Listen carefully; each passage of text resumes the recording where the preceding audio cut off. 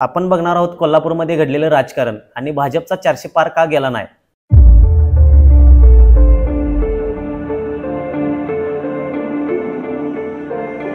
नमस्कार मित्रांनो, मी स्वराज पाटील आपल्यासोबत आल्यात आज माननीय शिवाजी उल्पे। तर तुमचं आमच्या चॅनलमध्ये स्वागत आहे। पहिला तर धन्यवाद। मला सांगा, कोल्हापूरमध्ये घडलेलं राजकारण तुम्हाला जेव्हा राजकारण समजलं किंवा समजायला लागलं तेव्हा तुमचं आयकॉन कोण होतं आणि आता कोण आहे? त्यावेळी महादेवराव महाडिक,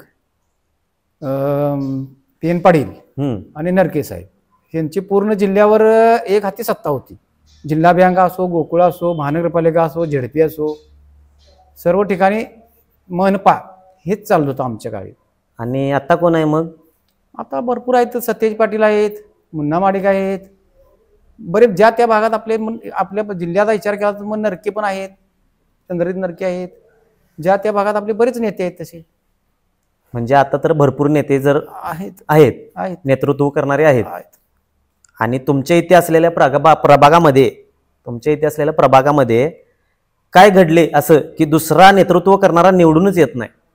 बावडा हा बंटी साहेबांचा बालेकिल्ला आहे। म्हणजे प्रभाग हा तुमचा कसबा बावड्याचा येतो? तो बालेकिल्ला आहे, त्यांचा घरचं मैदान आहे। त्यामुळे सदाताजी बाहेरचा पक्ष चालत नाहीत। बर, का चालत नाही?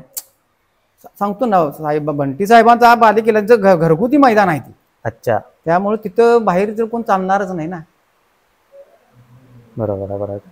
करवीर मतदार लोकसभा मध्ये शिवसेनेचे नेते त्यांच्या कोणत्या कारणाने पराभव झाला असेल आणि काँग्रेसचा पक्षाचे नेते यांना कोणत्या कारणामुळे जनतेने पसंती दाखवली नाही? काय आहे, प्रस्थापितांना कायमच धोका असतो। शिवसेनेची 10 वर्षे होती सलग सत्तेत, 10 वर्ष काँग्रेसची नव्हती। 10 वर्षामध्ये भरपूर हे झालं।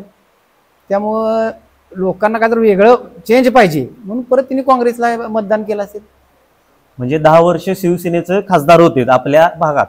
खासदार नाही, आमदार, करवीर मतदारसंघ ना। आपण खासदाराचा प्रश्न विचारलो, मग ते लोकसभेचा येणार, लोकसभा म्हणायला पाहिजे ना। करवीर मतदार लोकसभा, करवीर मतदारसंघ हा नाहीच ना आपला। लोकसभेला करवीर मतदारसंघ नाहीच आहे।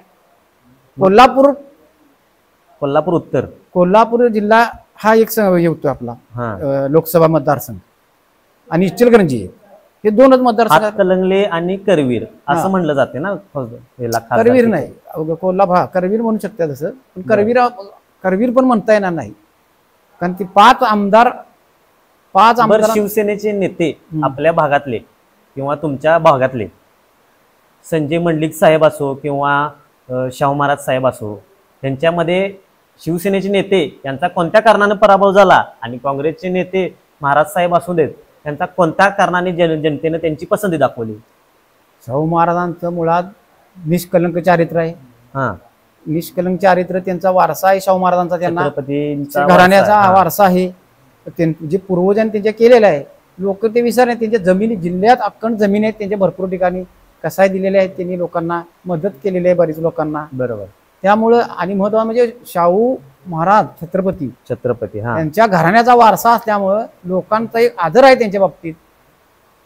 आणि मागं म्हणलं जसं प्रस्थापितांना धोका असतोय, नॉट रिचेबल राहणे, बरंच काय काय तिने लक्ष दिलं नसेल विद्यमान, म्हणजे ज्यावेळी ते विद्यमान होते, ज्यावेळी खासदार होते, तिने लक्ष दिलं नसेल त्या जनतेच्या प्रश्नाकडे। बरोबर आहे, ते पण असू शकते।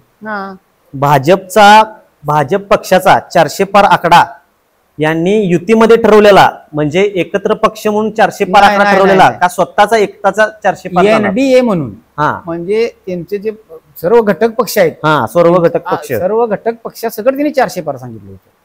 म्हणजे भाजपनं 400 पार आकडा हा फक्त एकाचा धरलेला नसून सगळे घटक पक्ष धरलेला NDA। बरोबर। मग त्यांचा 400 पारचा आकडा अर्धवट का राहिला, याबद्दल तुमचं काय मत आहे? मग तर जसं म्हटलो, 10 वर्षे प्रस्थापित असतावेळी बरेचसे प्रश्न आहेत। खतांच्या किमती वाढलेल्या आहेत, गॅस, पेट्रोल हे सर्वसामान्यांचे प्रश्न आहेत बऱ्यापैकी। त्यामुळे लोक कुठेतरी चेंज करायला गेली। बरोबर। पण काँग्रेसच्या वेळी पण गॅस दरवाढ होतेच की, किंवा पेट्रोलियमचं दरवाढ होतच की। लोक हा विचार करत नाहीत आता। लोकांचं कसं आहे, त्यावेळी ते उत्पन्न काय नाही, आजचं उत्पन्न काय, कंपॅरिझन करत नाही, हा विषय आहे त्यातला।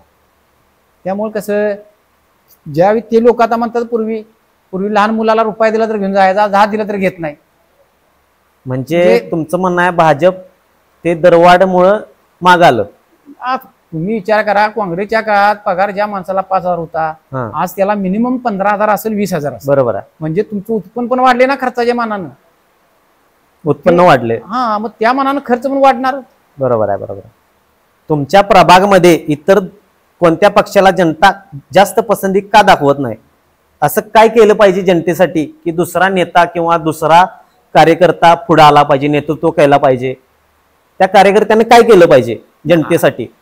जनतेसाठी काय अवेलेबल राहिलंच पाहिजे. मुळात जनतेने पण विचार केला पाहिजे की एकच घरात तुम्ही 25-25, 10-10 वर्षे, 15-15 वर्षे नगरसेवक आहेत. एकाच घरात भावड्या आमच्या प्रभागामध्ये 1 ते 6 मध्ये एकाच घरात 25 वर्ष आहेत, कुठं 5 वर्ष, 10 वर्ष, 15 वर्ष आहे.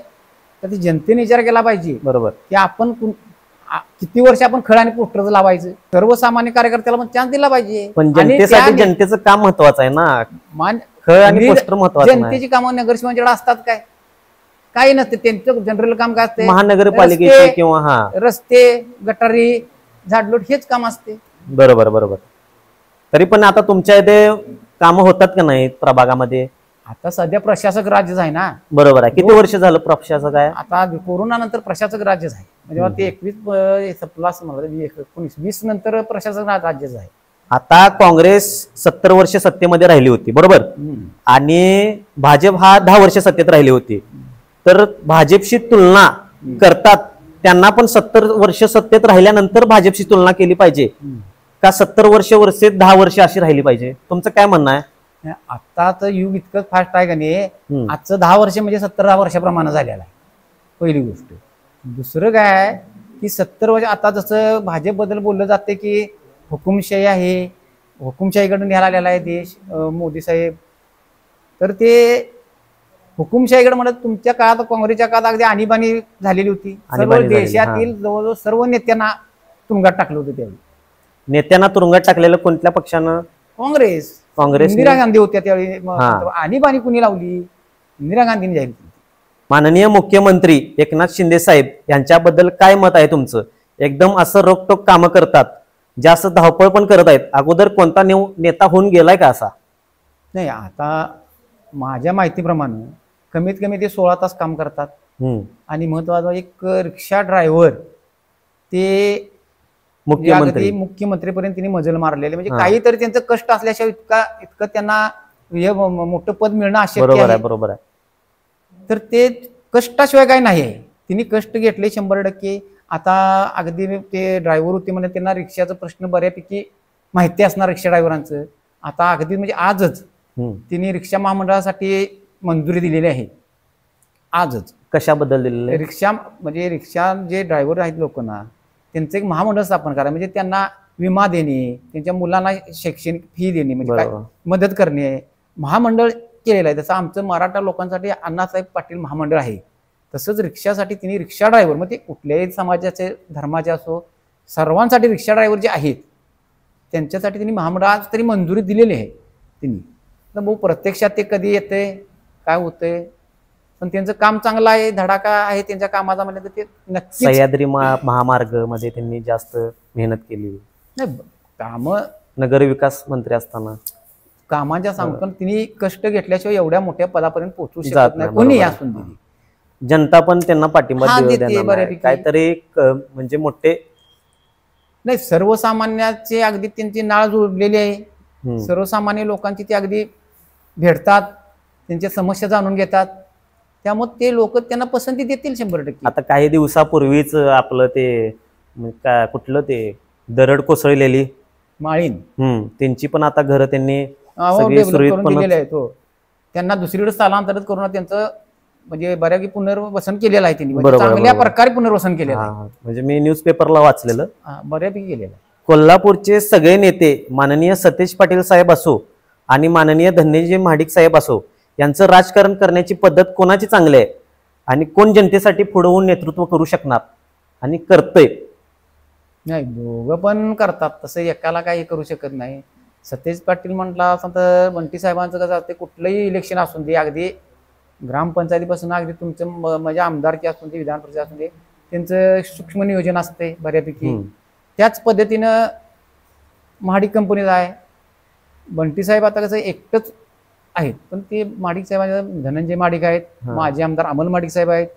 महत्वाचं म्हणजे जे 32 वर्ष एक हाती जिने सत्ता ठेवली ते महादेवराव महाडिक हे त्यांना मार्गदर्शन करतात. बरोबर. त्यामुळे बऱ्यापैकी ते दोन्हींचं पण आहे. जिल्ह्यात आता हे 2 घराणे आहेत की जे बऱ्यापैकी नेतृत्व करतात आता जिल्ह्यात.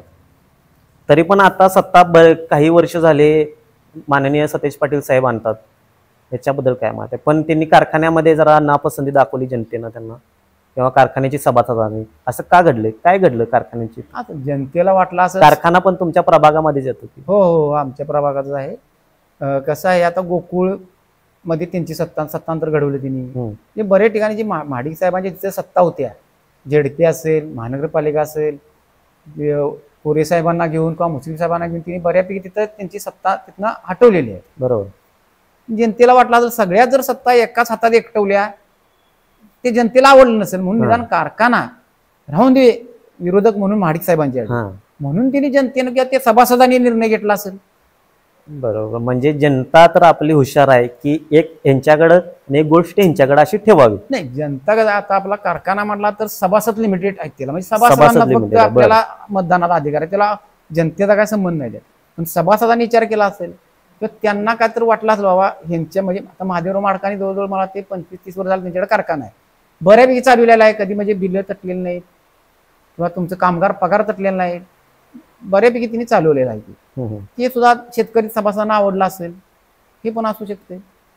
तुमचं काय म्हणणं आहे, राजकारण कसं असलं पाहिजे? कोल्हापूरमध्ये कोण राज्यात मुख्यमंत्री आता असलं पाहिजे? आता एकनाथ शिंदे साहेब असले पाहिजेत पुढे होऊन येणाऱ्या विधानसभेच्या इलेक्शन मध्ये, का माननीय फडणवीस साहेब असू किंवा काँग्रेसचा इतर कोणी असू दे, कोण असलं पाहिजे? असं काही सांगता येणार. आपल्या महाराष्ट्राचा जर विचार करायचा झालं तर कोण असं महाराष्ट्राला आणि आर्थिक किंवा जनतेसाठी धावपळ करणारं किंवा आर्थिक परिस्थितीमध्ये उचलणारं आहे या चांगल्या? नाही, कसं आहे माहिती आहे का, सगळंच नेतं मग अगदी फडणवीस साहेब असतील, शिंदे साहेब असतील, पवार साहेब असतील, ते ज्या त्या भागात त्यांच्या लेवलला ते त्यांच्या पद्धतीनं काम करतात.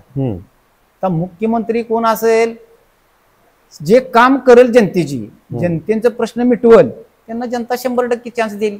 मग ते शिंदे साहेब असतील, मग अगदी अपोजिट पार्टी असेल तुमची, ठाकरे गट असेल, काँग्रेस असेल, जे जनतेचा प्रश्न जास्तीत जास्त प्रमाणात सोडवतील त्यांना जनता 100% चान्स देईल, त्यांचा मुख्यमंत्री होईल. शेतकऱ्यांचा फायदा कोणत्या पक्ष करेल, त्यांचा कोणता नेता करेल, कुठल्या पक्षाचा नेता करेल? नाही, सर्वच पक्ष शेतकऱ्यांचा म्हणतातच आम्ही सोडवितो. मुळात आपली अर्थव्यवस्था ही शेतीवर आहे अवलंबून, शेतीप्रधान देश आहे. कोरोना काळात बऱ्यापैकी आपल्याला शेतीमुळे आपलं अर्थकारण तरलं होतं, ह्याच्यामुळे शेतीच्या व्यवसायामुळे आपल्या. आता प्रत्येक सत्तेत येणार प्रत्येक जण म्हणतोय आम्ही शेतकऱ्यांसाठी हे करतो ते करतो. आता मग भाजप सरकार आहे केंद्रात, 2000 ते आता देतात PM किसान मधून. तसंच आता महाराष्ट्र शासनानं द्या चालू केलेला आहे 2000 रुपये शेतकऱ्यांना. तर शेतकरी विचार करते कोण आपलं भलं करते, जास्त निर्णय घेतील शेतकरी चांगला योग्य तो. एक शेवटचा प्रश्न, तुमच्या प्रभागामध्ये आता कोण नेतृत्व करणारा पाहिजे तुम्हाला, कोणत्या पक्षाचा पाहिजे? तुमचं काय मत आहे? कोणताही चालेल, पण सर्वसामान्यांशी नाळ जुडलेला माणूस असावा, म्हणजे सर्वसामान्यांचा प्रश्न सोडवावा. नगरसेवक कोण असलं पाहिजे? 3 प्रश्न आहेत. नगरसेवक, आमदार, या 2 मध्ये कोण पाहिजे तुम्हाला? नगरसेवक कोण पाहिजे आणि आता उत्तर मध्ये तुमचं आमदार कोण पाहिजे? मी सांगितलं ना की जसं जे जास्तीत जास्त लोकांचा विचार करेल, जास्तीत जास्त बाबा लोकांचा. आता माझे आमदार आहेत क्षीरसागर साहेब, त्यांनी बऱ्यापैकी पुराच्या काळात 2 वर्ष म्हणजे अगदी आम्ही पूरग्रस्त आहे, वैयक्तिक मी सुद्धा पूरग्रस्त माणूस आहे. आम्हाला बऱ्यापैकी त्यांनी म्हणजे आता क्षीरसागर साहेब शिंदे गटातच आहे, त्यांनी बऱ्यापैकी आम्हाला म्हणजे मदत केली, बऱ्यापैकी म्हणजे भरपूर पूरग्रस्तांना मदत पण केली. त्यावेळी हा शिवसेना काय म्हणजे दुभांगलेला पक्ष नव्हता, एकत्र होतं. म्हणजे उद्धव बाळासाहेब ठाकरे ते नेतृत्व करायचे, ते क्षीरसागर साहेबांनी आम्हाला बऱ्यापैकी मदत केली. म्हणजे अन्नधान्य असेल काय असेल, किंवा त्या काळात जसं 19ला जे पूर आला तेव्हा युतीचं सरकार होतं, युतीचं भाजप आणि शिवसेनेचं, आपले फडणवीस साहेब त्यावेळी हे होते. तर तिने इतक्या जलदमध्ये म्हणजे अगदी आम्ही तिसऱ्या दिवशी आम्हाला तिने रोख 5,000 रुपये आणि काही ठिकाणी हेलिकॉप्टर मधून पण त्यांनी मदत केलेली आहे भरपूर. त्यावेळी शिवसेना ज्यावेळी युती होती त्यांची त्या काळात अगदी तातडीनं म्हणजे फडणवीस साहेब त्यावेळी होते मुख्यमंत्री, तिने अगदी तातडीनं म्हणजे भयंकर मदत केली लोकांना त्यावेळी. बरे कोल्हापूर जिल्हा कसा आहे पूरग्रस्त, म्हणजे आम्हीच नाही, आमचं म्हणजे कोल्हापूर झालं, खाली नरसिंहवाडी आहे, बऱ्यापैकी कुरुंदवाड हा भाग जे आहे खाली तो बऱ्यापैकी पूरग्रस्त झालेला होता. ते बऱ्यापैकी युतीच्या सरकारनं सर्वसामान्याला दिलासा देण्याचं काम केलं बऱ्यापैकी. धन्यवाद आमच्या चॅनेलमध्ये तुम्ही आल्याबद्दल आणि एवढ्या प्रश्नांची उत्तर दिल्याबद्दल तर खरोखर आभारी आहोत तुमचं. मला पण तुम्ही इथं बोलवल्याबद्दल धन्यवाद.